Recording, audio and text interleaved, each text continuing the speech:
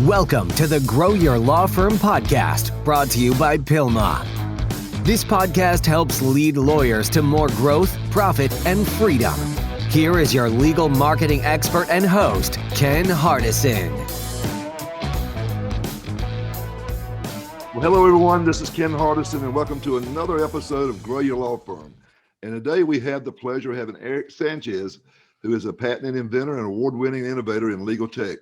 He currently serves as Vice President of Strategy and Innovation for the law offices of James Scott Farron, one of the largest and most successful plaintiffs firm in the Southeast, and was also one of my biggest competitors when I was in North Carolina before I sold out. I was kidding with Eric that he ran me out of North Carolina, but not really. I just I had, I like what I'm doing now. I love what I'm doing now. But he also serves the capacity for Upcycle Legal, which makes offers marketing and operations consulting to contingency law firms. And he's also the founder, and he's one of our sponsors here at Pilma with GrowPath, which is I think a top-notch case management system, and is responsible for much of its present technology and feature set. It really is good. I took a demo of it, Eric, and I'm excited to have him on. He really knows his stuff. I put him up against anybody in the country. I really would. So I think we're in for a treat today. I appreciate you coming. Well, thanks, Ken. I really appreciate it. I appreciate all the love you gave us. You are a bona fide expert in the industry. I've heard it from probably 100 different law firms across the country. So really appreciate you having me. Yes, sir. So we're going to talk today about management and KPIs and things like that, because, just the other week, some lawyer said, like, what's my most important KPIs I ought to be keeping up? And I said, well, it kind of depends. I mean, but there are some key ones, But I want to ask you, what do you think the law firms should be measuring? Well, I'll tell you, just first of all, I come from the philosophy of if you can't measure it, you can't improve it. And I've heard too many lawyers talk about it's an art and all this. And I'm not taking anything away from professional judgment, and there is a craft certainly to good lawyering. But the reality is that which gets measured gets done. And we know a lot of, especially in the PI world with volume environments, we know that there are systemizations that can make firms more efficient. So my first advice to a law firm would be really kind of identify what your system. I know you hear this all the time, Ken. We talk to a law firm, say, well, tell me about what's your process. I got a simple car wreck. Tell me what happens. And they can barely articulate cogent phases of that process. And so when they tell me, hey, what do I need to measure? Well, the first thing we need to do is get a piece of paper and a pen and articulate your phases. And then once we do that, what are some objective work product benchmarks that we can look at to measure that? And it's predominantly, at the paralegal level. It could be something as simple as, if you have a sophisticated case management platform, it could be something as simple as counting note topics. It could be how many merge documents were created. It could be how many files are going from treatment to whatever your firm calls its medical record acquisition phase, reviewing demands, et cetera. Right. Well, I've never heard like that can't be done, but my big deal always been if you can't measure it, you can't manage it. So I guess it's the same thing, right? You manage it and you get it done. But I like what you said better than me. So I'm going to ask you the question the lawyer asked me last week. Yes, sir. To see if I give him close to the same answer you give. You're probably going to be a lot more precise. But what are the top KPIs? And for our listeners that don't know what a KPI is, explain what a KPI is. Sure. And I think for paralegals or for attorneys, overall. Well, first thing is a KPI is a key performance measurement, a key performance indicator, something that you can look at objectively and say, hey, this is something that should be done. And to take a step back, this came into vogue really in the last 15, 20 years in the legal industry, but it's been kind of a statement of fact for businesses across America. And one of the things I'll share with you, Ken, that I talk with all of my consulting clients is that, the first thing I tell them is, you're not a law firm. Get it out of your head. You're not a law firm. You are a business that sells legal services. And when you get your head around that point, then you recognize, oh shit, I've got to excuse my French, I have to start paying attention to marketing data, how many intakes are coming in, how many cases are going out. And we understand that in the PI world when it comes to marketing. But for some reason, we don't apply that exact same philosophy in the case management context. So for example, how could I tell what's the appropriate caseload for a paralegal? Well, you'd have to first measure how long is it taking the case manager from getting a case from open to getting claims open, to getting a police report, whatever you're calling your investigation phase. How long is it taking for treatment to happen? If it's a soft tissue case, we have to set up benchmarks. I want them to be talking to somebody maybe every 14 days instead of every 30 days to make sure they're not missing medical appointments or something like that. Well, how do I know if they're doing that? Mandate that there is a note topic in your case management platform so that you can track that, so you can tell when Susie or Billy has been talking with their client. Those are just a few, just shooting from the hip. I used to tell my people, if it's not in the notes section, it didn't happen. Amen. Amen. Because a lot of reasons, and one of them is people saying they didn't call me back or whatever, or when you get a complaint from the state bar. That's the kind of things that can save your butt. I'm glad you raised that, because these KPIs are not just about measuring performance. It's also got a CYA element. I mean, if you've been in the business long enough, one of your competitors, somebody is going to grieve you. And it is absolutely great defense to be able to trot out how many times you talk to this client and to show your work in a quantum merit situation down the road. Absolutely. Because it does happen. So if you, I want to go back. Yes, sir. What are the top 5 KPIs if you, for a contingency-based firm, for a PI firm, Social Security, whatever? Now you were talking about some of them, like for some lawyer, some consultant been on here talking about time on desk. My big pet peeve was, because I always look at where things bottleneck. It seemed like to me, our biggest bottleneck was between the time they got released and the time you got a demand out or a That's right. whatever you want to call it. And everywhere I've been over, I don't know if you see that, but I see that everywhere. Everywhere. And I think, so I was like, feeling the hunt on that. I mean, I just stayed on everybody's butt because well, I got the system. It's like, my big deal was, it's not only good business, it's good client service. Yeah, that's it. It's good client service.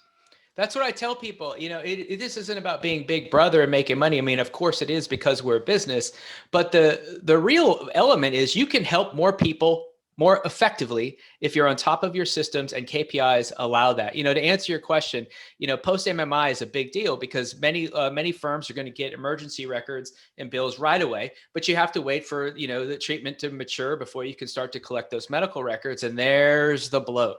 And there's a couple of reasons for that. Number one, we don't have, as an industry, some of the most sophisticated firms do, but generally speaking, as an industry, we don't have good data on how long does a soft tissue take to treat. Well, anybody who's been in the business for any amount of time knows that after 10 weeks, soft tissue chiro care gets a little iffy with the adjuster. So if you're not on top of that, you've made a mistake right there. You're wasting. You're just pissing away money, really. I should tell your listeners, I'm a former Marine, so I'm just going to apologize. I speak pretty directly. Yeah. But so the first KPI, how many people are in MMI? Whatever you're calling it in your firm, is it treatment? Is whatever you're using for that thing? How many people are leaving that and going into acquiring medical records or demand prep or whatever your firm is? The other thing that I would do is, I had a partner at my firm just sent me a funny quote. He said, "In God we trust, data is required for everybody else." I love that quote. I loved it. It's absolutely true. So what I want to do is I want to start analyzing, and I've done this exercise, and this is a freebie for your listeners. I've done this exercise. What is the optimal amount of time it takes to follow up on a medical record? I didn't just feel this. I looked at the data, and what I found was every 3 days, if I have a paralegal reaching out and just becoming an annoyance to the clerk, conventional wisdom says, oh, that clerk's going to put your stuff to the bottom of the deck. That's not actually what happens. What happens is they get it out of their desk. And I have found that every 3 days, an aggressive tickle, my clients, if they implement our systems, they typically are done. They get their medical records in anywhere from 28 to 35 days on average, which is pretty good in the market. Yeah. It's like my dad always say, the squeaky wheel gets the grease. It's true. I mean, and so that's been around forever. Hey man, dad wisdom is always the best. Now that I'm a dad, I definitely see that. So that, and how about how many how many cases you sign up versus how many you close? Is that important? That's everything. That's the bookend of your business right there. Generally speaking, I sign 100 cases. You got to in high performing firms, you're not really going to lose more than 5%. Now, Ken and I, I know your listeners are worldwide, but Ken and I came from a contrib state. So we know all about the importance of case selection, because you go hungry if you don't learn how to select a case in a contrib environment. But generally speaking, a top performing firm is going to, see 5% fail rate. The client's unreasonable, or they misrepresented a fact at the intake, or, what have you. But I've seen some firms as high as, 40% fail rate or whatnot. You just can't have that. And if you're not measuring it, you can't fix it. So if I've got a 40% fail rate, I got to figure out why. It's case selection. There's something wrong there. But once I have that, then I figure out what's my firm's philosophy on litigation. So you dog ear that percentage. So again, remember we start with 100. Let's say 10% fall away. So I'm sitting at 90. Let's say my firm likes to litigate 10%. So I take away 9 there. So I'm sitting about 81 cases. So 81 cases I sign in a given month. I'm expecting to monetize 81 cases down the road. And some of your listeners say that's impossible. I'm here to tell you, I've done it for decades. It's possible. Absolutely. Absolutely. Yeah. And I think the other thing is real important too. I mean, both your firm and mine were growing like weeds back in the late 90s and 2000s, between 2000 and 2010 before I left, sold out. But I can sit there and figure how many people are going to need based on, I can look at I look at the trends. You know what I'm saying? I say, well, I'm retaining about an extra 30 cases a month. So, and it's going up to 35 or 40. So I know how many cases a paralegal can handle, how many a lawyer.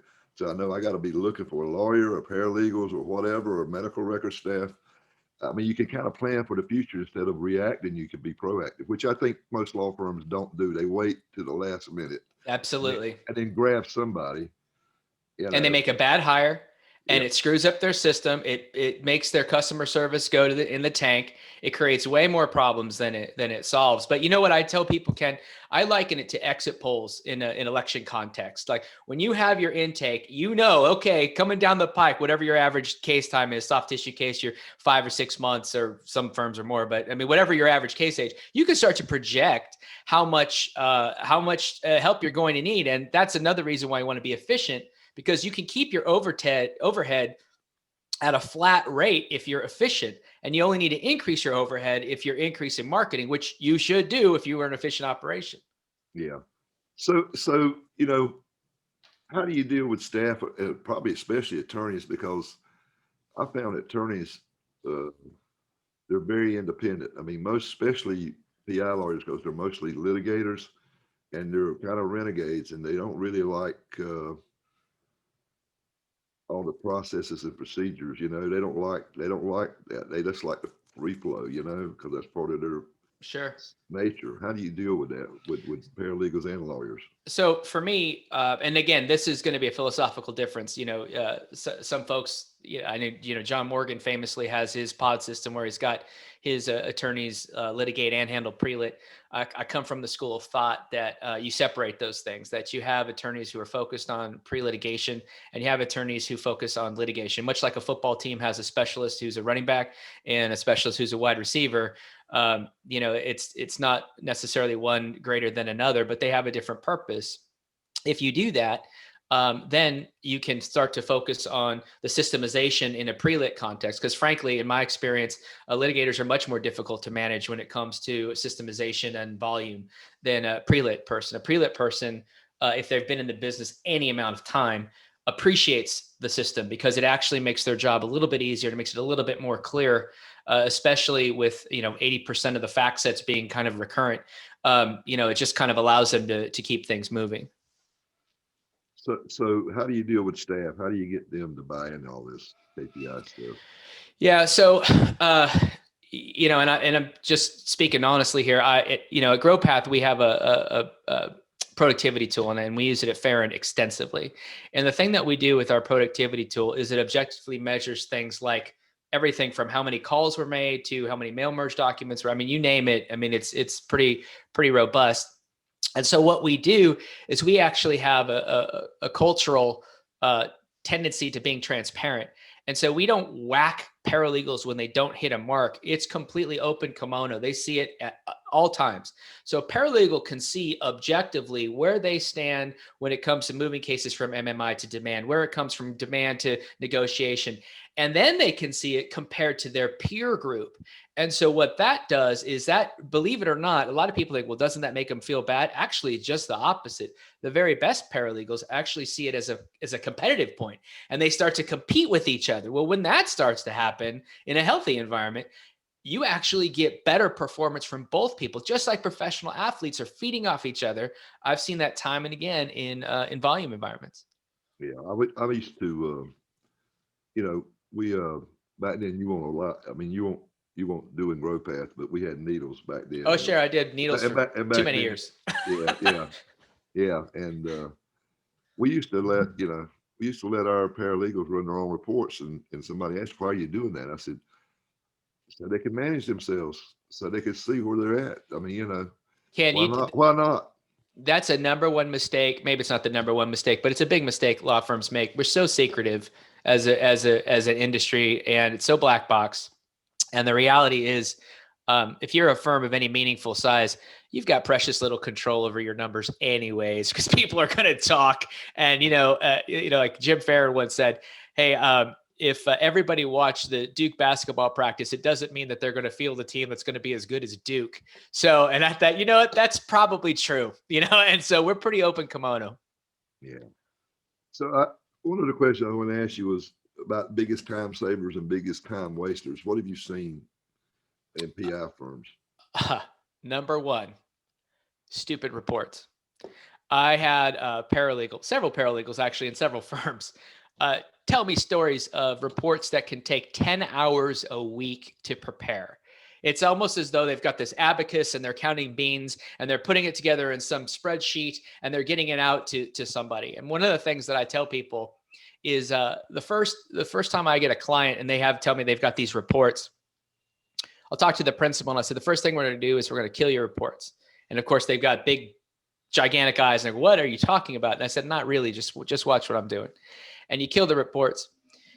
And invariably, you'll see a 20 to 40% reduction in reporting needs because they weren't even being used. People just did not even miss them. They weren't even paying attention to them. And so one of the things that I've done is we've tried to really systematize kind of data. And even when I was in a needles environment, there was a way in needles to do it, whether using an access database or something, some third-party software to pull that data out and really leverage it and use it. That really will save a lot of time. The other thing that saves time is you talked about attorneys, being, kind of used to their own thing. People have to get their head around the fact that we're on a team. And if you're sending a letter of rep, I promise you it's a letter of rep. It doesn't need an original documentation, doesn't need dictation. One of the crazy things I tell people that we started doing, I don't know, probably 12 years ago, we'd send demands out without a demand number, just with the specials. Saved all that time valuing it, the whole nine. And here's why. They're going to stick it in Colossus. They're going to put it in whatever application that they're using, and they're going to come up with a value. You've already got a value. What you did is you employed the first rule of negotiations. You give me the first number, and then we can play. If you're low, well, then we have nothing to talk about. But more often than not, you probably aim it a little bit higher. And like I said, if you valued the case, you're going to get to where you think it should be. I have had 100% of firms that hear that think I'm crazy, and 100% of the firms that try it think I'm not. Yeah, I mean, I really think the demands, it's like I used to tell people, they tear that front sheet off and throw it away. Absolutely. They don't even look at that. I mean, they don't. You do that. If you're going to do that, you do that for your clients, make them feel good, but you're not doing it. Yeah, I could tell you, I was formerly I was a licensed adjuster, and I'll tell you, all you're looking is for the pros and the cons. You're not looking at CPT codes. You're not looking at Susie was a thriving grandmother before. I mean, in litigation context or, arbitration or mediation, I get it. But in a pre-lit context, first page off. Yeah. So I want to ask you something, changing a little bit of subject, because yes, sir. I know What do you think about the non-lawyer ownership of law firms? Where do you think that's going? Because it's already upon us over in Yeah. Arizona Well, and it's Utah. near and dear to my heart, Ken. Yeah, No, but in all candor, this is something that I pay attention to a lot for a lot of reasons. Foremost, if you look out west, California is in the forefront. I think Arizona and Utah have actually got some rules in place already about that. And what you're finding is they're using it as the people who are proponents of it are using it as an access to justice issue. And I don't mean to say pejoratively using it as though it's disingenuous.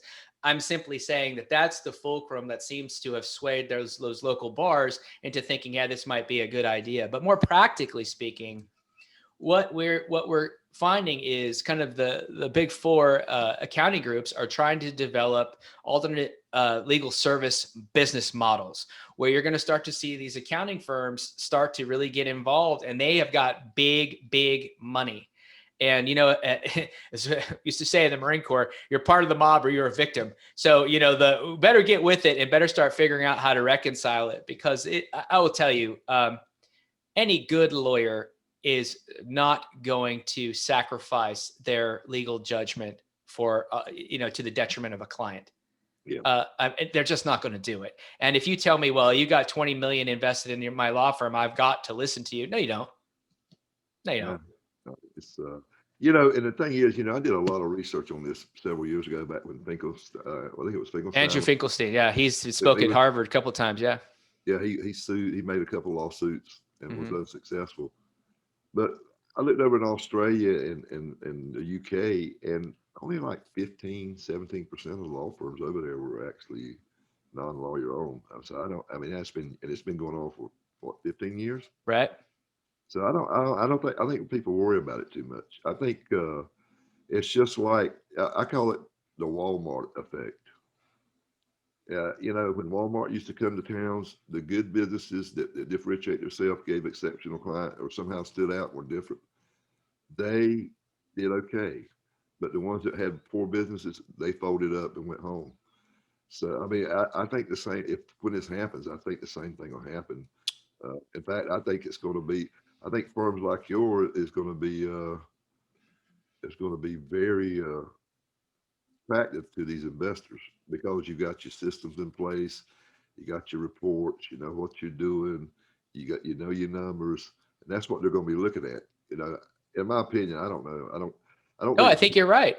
I think you're right. I do think that a good trial lawyer is always going to be a differentiator. Is a John Edwards, a Hoyt Tessner, are they going to go work for a Walmart type entity? Probably not. They're probably going to be boutique, and they're probably going to, kick ass on any other, Mills product. Yeah, I just wanted to get your opinion on it because I've Yes, been sir. asking several people about it, and I mean, I it's think it's ultimately good, Ken, is the answer to your question, but I think the devil's in the details. yeah, yeah. I think it scares the hell out of most Sure. lawyers. Sure. And I get it. You went to law school for 3 years. You guys put in your time. You had to take the bar. You've kind of created a specialized niche for you in some ways. But look at medical. The introduction of PAs, and there's still a need for general practice doctors. So it can be done. It just needs to be thought through. So we'll talk about remote. Yes, sir. So how do you recommend somebody manage somebody remotely? And then the follow up question will be, what are y'all going to do? Are y'all going to bring people back in? Or I've heard some lawyers say they're going to keep the ones that were productive, they're going to leave them at home, and the ones that are not as productive for whatever reason are bringing them in. I don't know what is your take on that, and how do you? Yeah. I love this topic. So I'm a student of it, actually. So I'll tell you my personal COVID tale. So I run every day on the treadmill, and I'm running in January, late January, and start hearing about this kind of virus. And I don't know why, but I got really paranoid about it. In retrospect, obviously, it's not paranoid. It was Nostradamus-like, I guess. But I was really concerned about it, and such that my IT department thought I was crazy. But we immediately implemented steps to take our 250 people and force them into a remote environment. So as you know, Ken, in North Carolina, thankfully law firms are considered essential services, so we weren't required. but I was in pretty close contact with our governor's office, and there was no guarantee that we were going to be an essential service. I asked for a straight answer and I never got it. And so I had to prepare like we were going to be forced to work from home. Well, like 99.9% of law firms in America, we were not prepared for that. I immediately ordered laptops at scale. Thankfully, I got in front of the crunch. We developed systems.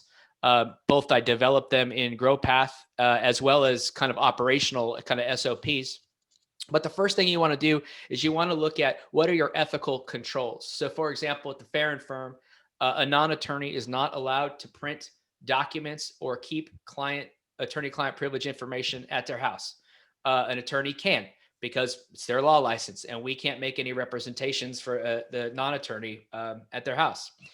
We had in GrowPath, we created this ability for people to print remotely. So they essentially merge a document, they send it to a remote print queue, and we have somebody in the respective offices at Farron, and they actually print and stuff the document. So the paralegal can virtually make that happen. Do regular workflow, merge documents, et cetera. But the other piece of that puzzle was we moved our telephony into the cloud. So a Farron paralegal could be working in Sheboygan, can be working in Brazil, and they can make a local client call and do their work, same as if they were sitting in their desk in Durham or Charlotte or Raleigh. The final piece of that puzzle was, as I alluded to earlier, was the implementation of a productivity tool where we measure everything.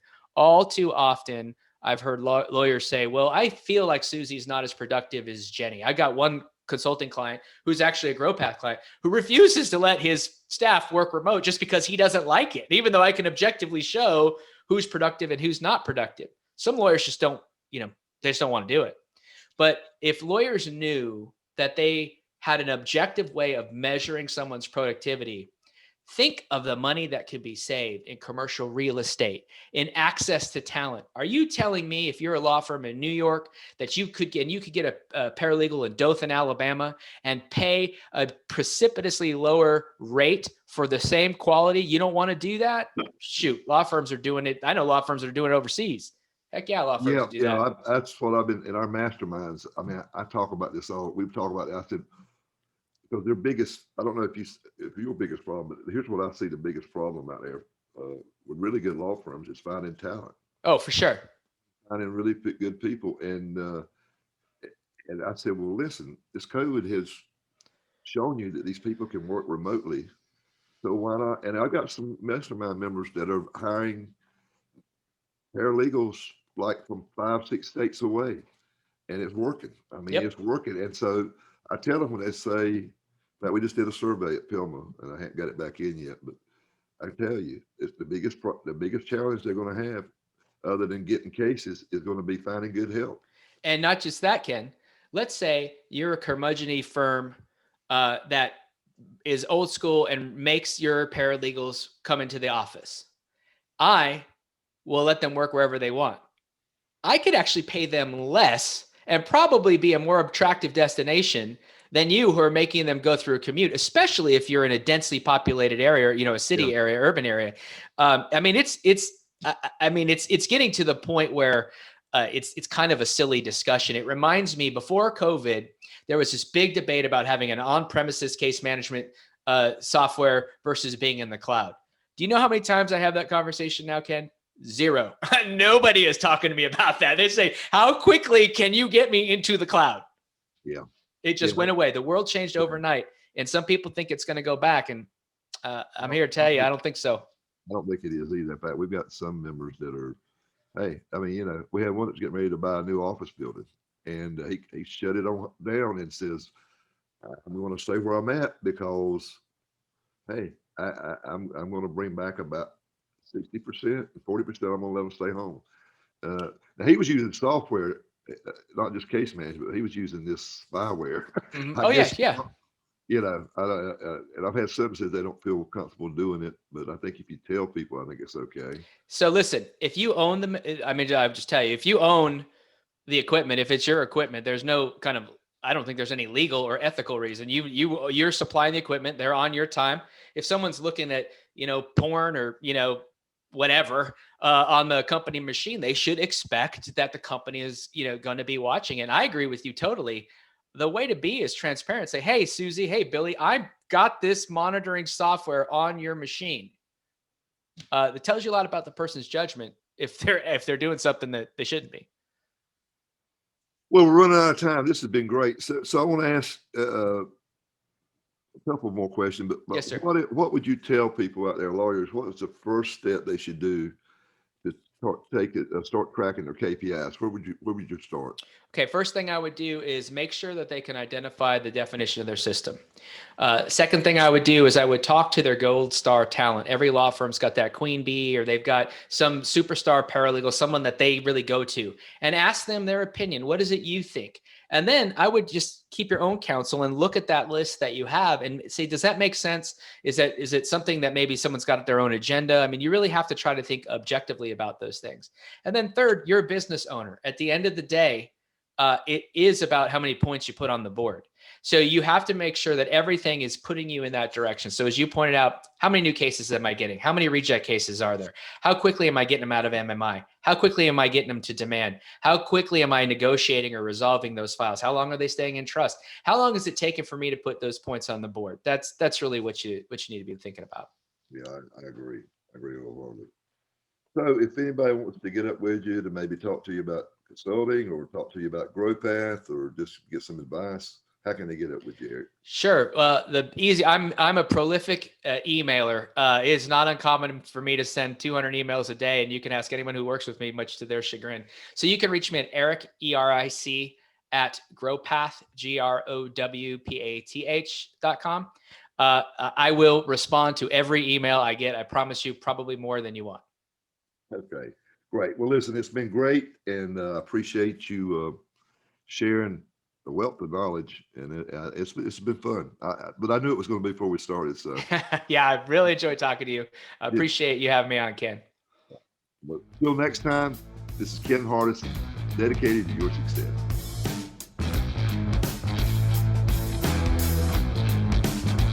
You have been listening to the Grow Your Law Firm podcast, the podcast that leads lawyers to more growth, profit, and freedom. Go to growyourlawfirm.com to find more ways to market and manage your law firm. Please leave us a rating and review wherever you listen to your podcasts.